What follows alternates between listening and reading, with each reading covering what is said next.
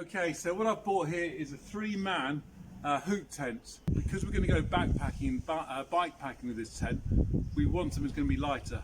And with hoop tents, you get fewer poles, and therefore you end up with a lighter tent. The downside is, compared with the geodesic tent, where you get lots of poles and lots of pole crossings, they're not as stable. Anyway, Jossie, come this way, let's have a look at this tent.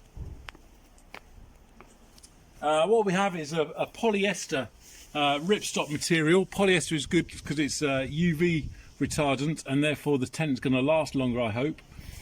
We've got lots of guy lines, in fact 10 guy lines, and the guy lines keep stability.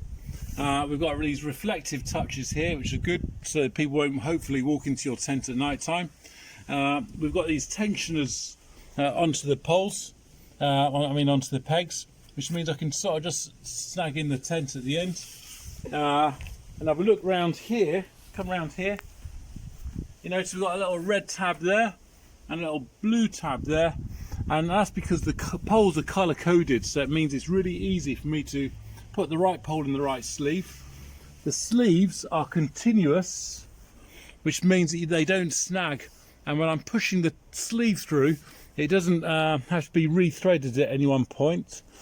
I've got these nice little touches here whereby I can hold open the vents, which allows for better circulation of air and less condensation. Finally, the pegs, just like the poles, are made from a nice alloy, which means they're lightweight. Looking inside this tent here, first of all what we notice is that we've got a large space in here, which is great for storing your rucksacks, or it might be that with the kids they stick their kit in there and they can use this space to play cards and play games. I notice here we've got these tags here holding the inner up. These sort of tags, they're good in that they allow air to flow more freely. However, it does mean it's a bit more saggy inside. No one likes anything that's saggy. And just here what we have is a nice mesh which allows for the flow of air.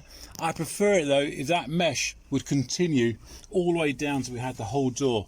I think this could be a really warm tent, say on a summer's evening in the continent. Inside what we have is loads of space. I put down 3 mats. You can see there's clearly space here enough for 3 people. And finally what I notice is that we've got a hook down there, which is good for a head torch maybe to hang from the top. And we've got a hook here, but there's no hook inside here, which is a real shame because I would have liked to have had a hook there at the head end for reading. The thing here is that what I've shown you here is a hoop tent, and it's really important that you use the guy lines to their best effect, that you pitch the tent head on into the wind so that your tent is aerodynamic and it stays stable at night time.